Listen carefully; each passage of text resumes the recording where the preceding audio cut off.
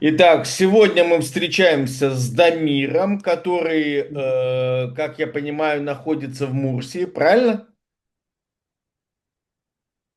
Где? В Мадриде. А, в Мадриде, да, да, в Мадриде. Вот, Мгм. Значит, вот, Дамир, расскажите, как вы попали в Мадрид и, собственно говоря, какие у вас на настоящий момент приключения, если можно так сказать? Ну, первое, как попал. Тут надо немножко предысторию рассказать. Давайте, давайте, давайте. Вообще я не планировал получать убежище, потому что я вообще скорее рассчитывал на гуманитарную визу Германии.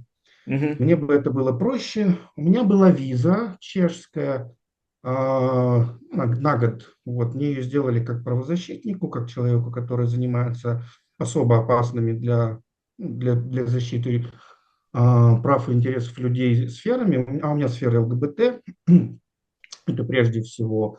Во-вторых, там ну, профилактика ВИЧ, да, все, что с этим связано, это работа в том числе с такими группами, как секс-работницы и работники, это люди, употребляющие наркотики, да, то есть это, в общем, такие уязвимые к ВИЧ-инфекции группы. Это то, чем я, наверное, последние 8 лет. Плюс я занимаюсь вопросами исторической памяти, вот в том числе в Чешском мемориале я делал проект по исторической памяти.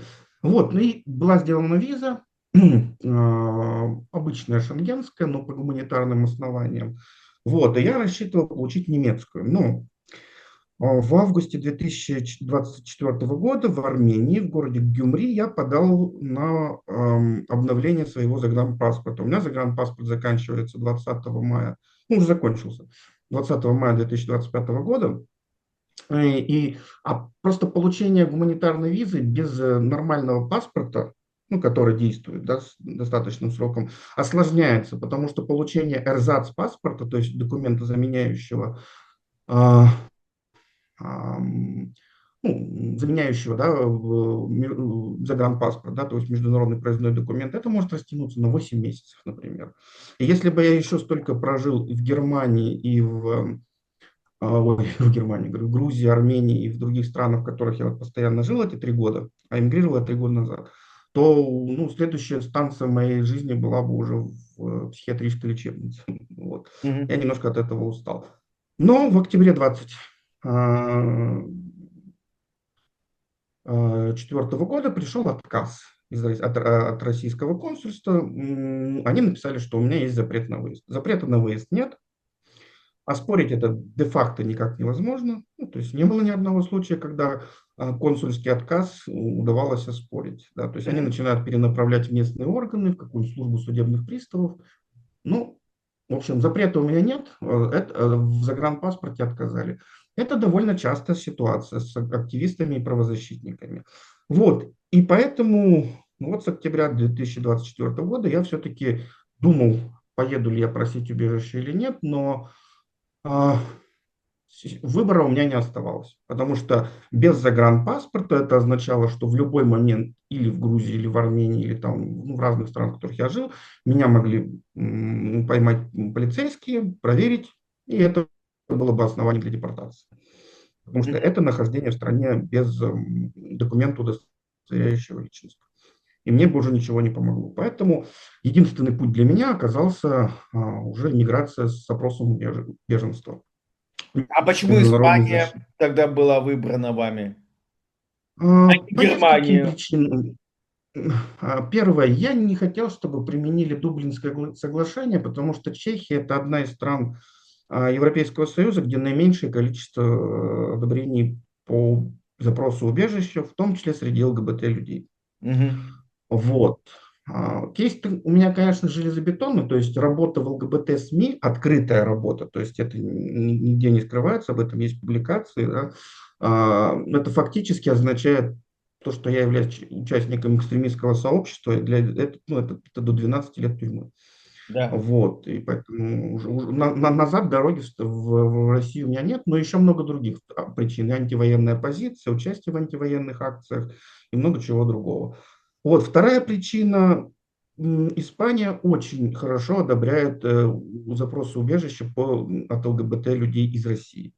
То есть это, ну, тут максимально лояльное к этому отношение. Мгм. Третье. В принципе, мне Испания всегда, ну, как бы вызывала интерес, мне большое желание жить, поэтому в плане там и истории, и культуры, и язык мне нравится, да, то есть и климатически эта страна для меня близкая, поэтому вот выбор Испании как бы был в таком, скажем, оптимальный вариант. Ну, вот. Да, расскажите, пожалуйста, интересна процедура, как вы получали убежище. Я так понимаю, что вас не захотели в аэропорту и отправили вас в город, выгнали. Да, да, но у меня вообще там была немножко ситуация такая, что я летел через Афины транзитным рейсом. Мгм. Это был самый дешевый рейс, поэтому и поэтому штамп-то мне уже вообще в Афинах поставили. Вот. Поэтому проходил я контроль в аэропорту уже не, ну, то есть не через пограничную зону. Ага. Вот. Но тут есть вопрос в том, что даже если бы я его проходил через границу, меня бы в любом случае отправили с наличием визы получать убежище в город. То есть А у это вас испанская виза? она чешская, шенгенская. Вот. Мгм. Ну, понятно, да. Да, ну, я поэтому и говорю, что я рассказывал эту историю про чешскую визу и почему я не хочу, чтобы Дублин применяли.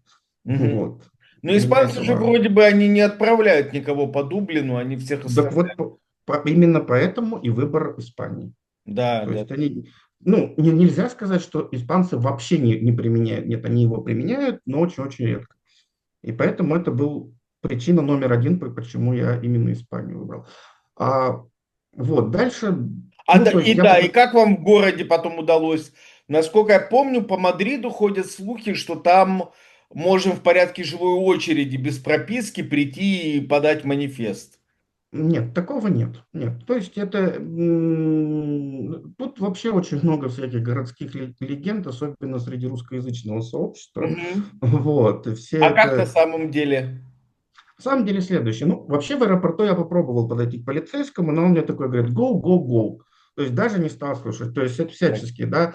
Следующая точка, я жил там у двух девчонок первую ночь ночевал, да, и вот они мне посоветовали обратиться в комиссию по делам беженцев в Мадриде. В Саер. А, я пришел к ним, ну, но тут надо немножко предысторию. То есть вообще с самого начала я как бы там у них долго не мог находиться, да, то есть они мне помогли найти место в ночлежке. То Мгм. есть они позвонили в ночлежку, объяснили, что у меня плохое состояние здоровья, оно действительно было очень плохое уже, потому что я там простыл и в стрессе и прочее, да, и кашель был как у чехоточника, да, вот. Но жить мне точно негде было, и каким-то образом все-таки ночлежка, в нее попасть не так просто. То есть если они видят, что человек, допустим, здоров, пусть на улице спит. То есть это даже в этой части невозможно решить свои проблемы. Вот. Но из комиссии меня тоже отправили. Ну, то есть вот я только прилетел, на следующий же день я первым делом пошел в эту комиссию по делам несовершенно, ой, по делам беженцев. Потом они меня отправили в ночлежку. В ночлежке меня в первый день отфутболили. Потом девчонки все-таки позвонили, и все-таки удалось меня туда пристроить. Потом я ну, в этой комиссии через неделю примерно попал на прием к социальному работнику с переводчиком русскоговорящим. Вот. И они мне все объяснили.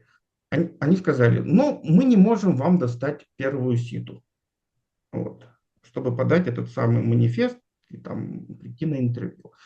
Но мы попробуем. Все. Больше никакой помощи. Они мне дали большой список всякой социальной помощи. Вот здесь вы можете получать продукты, вот здесь вы можете в течение дня, там, допустим, обедать, ходить бесплатно, вот у вас там а, что-то еще, я уже не помню, вот ЛГБТ-организации местные, ну, в общем, все. Больше ничего. Извини, А, Дамир, можно еще раз? м, Мы говорим про организацию, которая се- CEAR. да, СИАР. СИАР. Вся. И они не говорили тебе, что они помогут с формулировкой твоего кейса, беженского, как бы отточить формулировки, собрать доказательства, перевести все это качественно на испанский язык и отдать уже в национальную полицию. Этой услуги они тебе не предлагали. Нет, нет, конечно. Окей, хорошо. Да, ну, я потом объясню, почему я так спрашиваю. Потому что Мгм, это они сказали, что помимо вот списка, куда пойти и что-то там поискать, мгм. какие-то услуги и помощь, они еще сказали, что их единственная функция заключается в том, чтобы вылезать твой вот беженский кейс. Хорошо, и как ты нашел Ситу? Да, ну вот где-то через 1,5 месяца стало понятно, э, что нету, ничего не происходит. То есть никакой ситы они мне не помогают, не ищут, ее просто нет и не будет. И вот. Мгм. Больше того, на каждый следующий поход к ним они уже раздраженно на меня смотрели. Мгм. Мгм. Вот. Ну ладно. Ну, пришлось обратиться к людям, которые помогают достать эти ситы. Они их не помогают достать в Мадриде или в Барселоне, они их могут только в каких-то там отдаленных муниципалитетах небольших. Вот, девчонки мне нашли такого помогатора, там я заплатил за это деньги, позанимал у друзей, но выхода не было. Если не И секрет, больше 200 евро. нет, ну, ровно 200. Понятно. Мгм. Вот. Ну, там разные были цены. Я 200 заплатил, может, там и есть и за 150. Вообще, на Мгм. самом деле, через приложение в Телеграме там можно вполне себе даже за 15 евро это найти. Это я сейчас понимаю, что по большому счету я переплатил, это можно сделать все через приложение. Вот. И я получил ситу в Мериде. Вот. А я не знаю, Это где это. сейчас расскажу. Это такой городок небольшой в регионе Экстремадура, Ага. рядом с Португалией. Рядом с Португалией. Там самый крупный город это Бадахас, но столица вот этого региона это Мерида, вот это маленький городок. Вот, и там подался 19 марта. Все, то есть у меня приняли заявление, взяли там 2 фотографии, копии паспорта, и, собственно, все. А потом выяснилось, что это всего лишь подача заявления на убежище. Это Следующий этап, манифест. Да, да, да. да, а следующий этап – это интервью, которое мне назначили на 22 января 2026 года. Там же в Мериде. Да, вот. Ага. Понятно, да. Но смотри, да, и, в общем, до этого момента ты не имеешь права работать, до интервью. Скажи мне, ну, должен тебя обрадовать отчасти. э, Мгм. При таких сроках ожидания бывает, что они звонят и говорят, есть свободное место, приезжай. Да, да, это произошло буквально на прошлой неделе, но я не успел взять трубку, когда я уже перезванивал через час. Уже этот слот передали свободный Мгм. другому человеку. Ну, возможно, за эти 9 месяцев, пока у меня мой срок подходит, они еще раз позвонят, и может быть, не один раз. Это я не знаю. Кстати, вот в комиссии по делам несовершеннолетних, ой, по делам, хочу ее почему-то так Несовершеннолетний. назвать, по Не, делам называй их мигрантов. Сиаром, так будет проще, а то ты будешь... Сиар, да. И они мне с помощью переводчика мы пошли в отделение какое-то типа МФЦ российского, да, ну, то есть какое-то местное, и мы подали заявление о намерении податься на убежище. То есть у меня еще такая бумага была, из нее ничего не вытекает, но вроде бы как с ней полиция меня тоже не имеет права не депортировать ничего, потому что у меня есть намерение. Вот. Но вот манифест это уже железобетонная Слушай, вещь. я тебя прошу, пришли мне такую бумажку, потому что я впервые о такой бумажке слышу. Вот. Я проходил примерно те же пути, этапы. А с кем-то еще из благотворительных и НКО организаций успел пообщаться за это время? Вот здесь, в Мадриде, Да. ни с кем. И с испанскими ни с кем. То есть я вот планирую, может быть, ну, мне в пятницу надо будет сходить по одному срочному вопросу, но это я дальше расскажу, с чем я столкнулся. И Да. почему я, например, не смогу показать эту бумажку. Вот. Ну, То давай, есть, давай, давай. да, да, но все, вернулся я из Мериды, продолжал дальше жить в ночлежке и пошел в Красный Крест. Точнее, отправил Красному Кресту свои документы, а, а они мне отвечают: пусть вас запишет ночлежка к нам на прием. Записали. И через 2 недели, ну, то есть я 19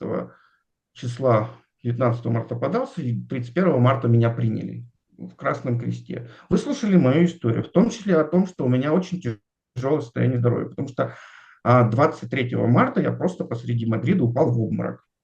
У меня Мгм. давление было 190 на 120. Ух ты.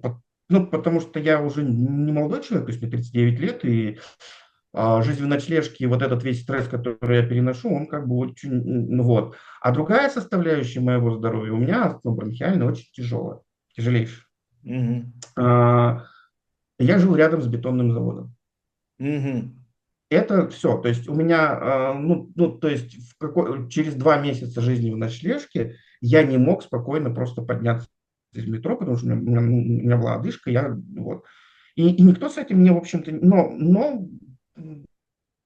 как бы никакой помощи я не мог получить, но во всем мне помогла на самом деле ночлежка. То есть я им рассказал, вот, что у меня померите мне, пожалуйста, давление. Оказалось, что вот оно у меня 190 на 120.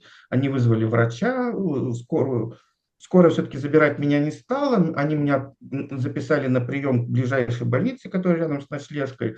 И там мне выписали лекарства. Но половина из этих лекарств, оказывается, бесплатно я получить не могу, самых необходимых, особенно от астмы. Вот. И, ну, что-то мне выписали, да, то есть давление, по крайней мере, я пытался лечить, вот. А следующий, но дальше произошла совсем катастрофа. У меня украли рюкзак в Старбаксе, Мгм. в котором были паспорт заграничный, который хоть и истекал, но он до 20 мая, и он все-таки нужен. Потом там были вот эта самая бумажка о том, что заявление о намерении А, подать на убежище. Потом там был манифест мой о запросе убежища. Все медицинские документы, которые мне выдали, там, чтобы я там, ну, там просто обследование, ну, еще там всякое, короче, вся номер твоя СИПа. жизнь была там. Вся твоя Ну жизнь. да, 2 российские сим-карты, диск с материалами за 20 лет и фотографиями. Ну, в общем, полное обнуление произошло. То есть у меня по большому счету у меня ничего не осталось. И ноутбук. Вот. И удаленная работа у меня какая-никакая есть, то есть я просто в катастрофу. Но люди помогли мне, собрали денег на ноутбук, и я его приобрел совершенно недавно, вот, 3 недели назад, да. А, а еще мне помогли благотворительные организации. Я их не могу называть, я объясню почему. То есть они это организации, которые в нашей активистской правозащитной среде. То есть они все эти заявки, формы на запрос помощи, они только из рук в руки там передаются. Там нужно кучу доверительных писем, подтверждающих и прочее от организаций, в которых ты работаешь, с которыми ты сотрудничал. Это все сложно. То есть там вот, это не для широкого круга лиц. Вот. Ну вот Мгм. они, что это помогло мне решить? Во-первых, они мне сняли жилье, ну, на 51 ночь за какие-то сумасшедшие деньги. А почему так? А потому что я не могу даже без своего загранпаспорта пройти проверку. Ну, просто я раньше этого не сделал на Airbnb. То есть через Airbnb нам просто не удалось, например, найти, снять Мгм. жилье. А через Booking мы нашли, конечно, очень дорогой вариант. Ну вот до 4 июля у меня есть комната, в которой я могу жить, ну хотя бы один. То есть после того, как я в ночлежке прожил 3 месяца, да, то есть а, с полным расшатанным здоровьем, в том числе психическим, ну, то есть в очень тяжелом состоянии выходил, то сейчас я вот уже 3 недели живу один, я более-менее стабилизировался. То есть я Мгм. хотя бы могу с людьми коммуницировать. Мгм. Ам, Потом они мне выделили деньги на лекарства. Я закупил лекарства на 4 месяца вперед. То есть хотя бы до сентября я могу не переживать. Все, у меня поправилось полностью здоровье. То есть я могу сказать, что все, что я там, включая жизнь около бетонного завода, вот это все негативные моменты, они ушли наконец-то. То есть, ну, я Мгм. постоянно... Вот. Потом в ночлежке меня записали на получение санитарной карты, ну вот этого медицинского полиса, грубо говоря. Да, да, я понимаю. Тархета санитария. Вот, но я сходил вчера, 3 июня у меня была запись. Ну, то есть 26 марта меня записали, 3 июня запись. То есть я эту запись ожидал 2,5 месяца. А, ну, да, 2,5 месяца. А в итоге, значит, мне не сделали санитарную карту. Сказали, «Ну, так как у вас нету документов». То есть вот эти фотокопии того, что у меня есть, им недостаточно. Вот. Завтра я иду в СИАР пытаться с ними решить эту проблему. Этой проблемы с помощью СИАРа, конечно, не решится. Вот. Понятно. А могу я, Ну, можно задать тебе вопрос? У тебя же есть НИЕ? нету. Нет, у тебя есть НИЕ.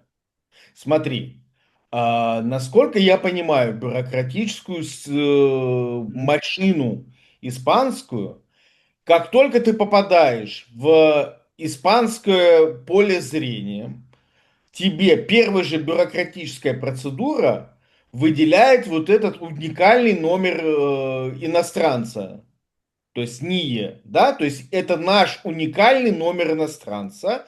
Он выдается в первый раз, когда ты попадаешь в бюрократическую машину. Ты попал в бюрократическую машину в национальной полиции, в Мериде, когда тебе делали манифест. То есть тебя туда занесли в базе данных с твоими паспортными данными. И у тебя Мгм. этот номер есть. И он должен быть в твоем вот этом вот манифесте. Но Посмотри. там нет такого номера. Хорошо. Тогда смотри. По своему опыту, у тебя Мгм. база данных полиции национальной всеобщая, она по Мгм. всей Испании. Мгм. Я бы тебе порекомендовал взять кого-то, кто говорит по-испански или по-английски, но лучше по-испански, Мгм. пойти в офис национальной полиции, объяснить ситуацию, что украли вот так вот все Мгм. документы, и они из своей базы данных вытащат тебе вот этот вот карту-бланку, то есть вот эту Мгм. бумажку, они ее видят по всей Испании. И они ее Мгм. могут вытащить, напечатать тебе. И я уверен, что у тебя есть НИЕ, потому что они не могут тебе не выдать этого номера. И ты должен у них где-то в базе быть идентифицирован. То есть это такая Мгм. ну, как бы логика. То есть, условно говоря, если ты в России налогоплательщик, у тебя есть ИНН. Мгм. Ты не можешь быть Мгм. налогоплательщиком, не имея ИНН. То же самое в Испании. Если ты иностранец, и на тебя была бюрократическая процедура, у тебя Мгм. есть вот этот вот Министерство внутренних дел выдает тебе этот Мгм. ИИ. Это я так Мгм. думаю. Спроси, сходи в национальную полицию, Мгм. объясни ситуацию, что, чуваки, нет никаких документов, Мгм. паспорт российский, конечно, они тебя никак не восстановят, забудь о нем. Мгм. А вот внутреннюю испанскую бумажку они тебе могут помочь восстановить. Для этого нет Мгм. необходимости ехать в Мериду, потому что Мгм. база общая. Например, когда ты берешь СИТу в национальную полицию, условно говоря, на Тенерифе, Мгм. на какую-то процедуру, например, Мгм. снять отпечатков пальцев, ты уже не можешь сдать отпечатки пальца в Мадриде, потому что у тебя Мгм. есть запись на Тенерифе, ты там должен Мгм. тогда в Мадриде ты можешь Мгм. заново это получить запись. Ну, общая база Мгм. по всей стране. Это я так думаю. Я уверен, что я Мгм. прав, но лучше... Почему нужен человек, говорящий по-испански? Потому что когда Мгм. ты идешь в национальную полицию с каким-то нестандартным запросом, как я тебе объясняю, то тебе первое, что Мгм. скажут, езжай в Мериду, чтобы не напрягаться. То есть лучше вежливо Мгм. тебя послать куда подальше, то есть в Экстремадуру. Мгм. Поэтому нужен человек, говорящий по-испански, чтобы на понятном Мгм. им языке объяснил бедственной ситуации, что у тебя нет денег, что у тебя нет Мгм. здоровья, что у тебя нет никаких документов проездных, Мгм. и ты боишься уезжать далеко от своей квартиры, чтобы на тебя, над тобой Мгм. сжалились и в конце концов сделали эту копию документов. Это я так думаю. А Мгм. вот в Сиаре ты можешь попросить у них сделать написать тебе твой кейс на испанском языке. Это и то, что Мгм. они должны делать. Это их функция, насколько я понимаю. Поэтому у них есть переводчики. Ну, я тут еще немножко добавлю про CR. Давай. Тут, м, ну, функция про то, что они должны делать кейс, на самом деле это не совсем так. Они должны дать адвоката. Но рассказываю, как я просил адвоката. То Мгм. есть, начнем с того, что как я вообще... Вот после того, как я подался на убежище с манифестом, они мне как говорили, получите первую ситу, а дальше мы вам все сами поможем. Ага. Но потом они сказали, нет, говорит, это не та сита. То есть подача заявления на убежище манифест это не подходящая им сита. Странно, да, уже как минимум. Потом они мне рассказывали историю, вот эту, ну, на самом деле, это, конечно, все неправда. Это все не, это не так. Но как до них достучаться, я уже даже не понимаю. Через переводчика, то есть это же не, я же не через Google переводчик, то есть вот. Вторая вещь, которую они мне говорят, о том, что я с помощью только с манифестом на руках не имею права на помощь в Красном Кресте. Это чушь, естественно, естественно. Вот, и, Красный Крест, конечно, мне пока до сих пор ничего не оказал, но я понимаю, почему он не оказал, потому что там очередь огромная на эту помощь, и правда, я не понимаю этой несправедливости. А чем человек, который запросил в аэропорту, отличается от человека, который запросил на территории страны? Потребности у нас одинаковые. Да? Ой, Вот. слушай, с Красным Крестом мы с тобой эту загадку не разгадаем никогда. Ну да. Вот. Потом они мне, что мне еще не сказали? А потом я еще говорю, а дайте мне адвоката.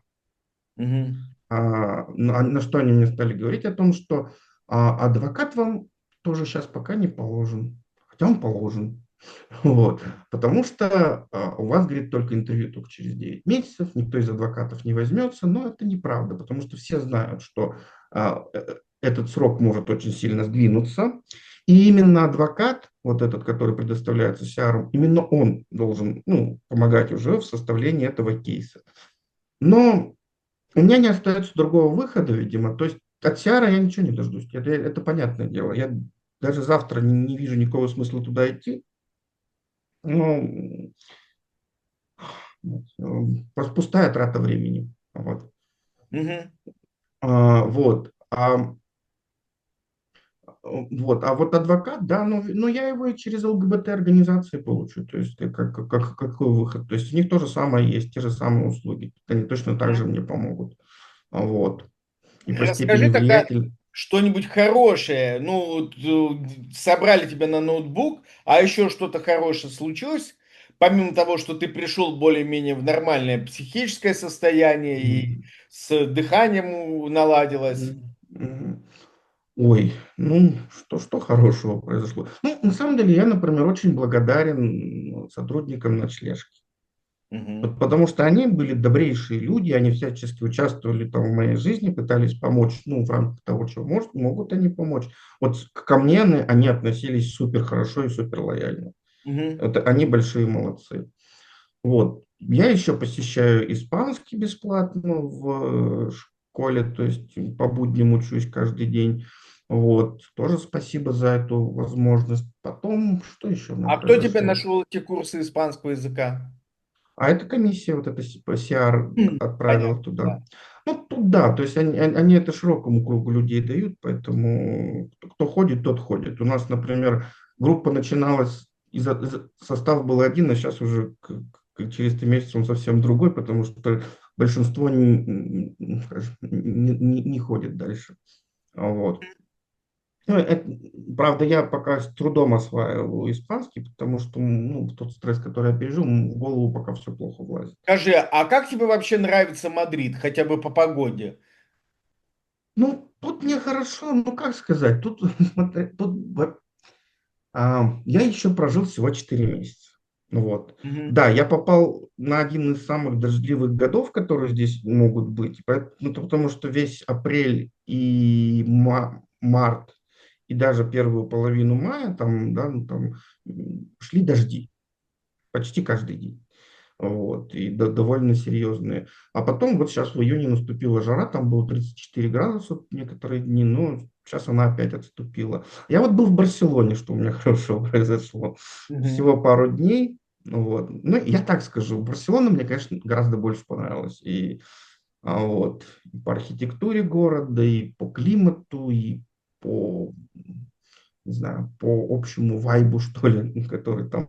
Мгм. ощущается. Вот. А, Вот. Но и в Мадриде неплохо. На самом деле, я честно скажу, мне без разницы примерно где жить. То есть я не привязан. То есть вот если меня там возьмут в программу Красного Креста, я готов на самую далекую деревню. Я ну как сказать, а, а, непривередливый в этом вопросе. То есть мне нужно просто некое помещение, где желательно, чтобы я был один, возможность сидеть работать, вот, все, и некое пространство готовить. Да? Вот. В коммуникации лишней я не нуждаюсь. Я скорее, наоборот, интроверт, социофоб. Понятно. Вот.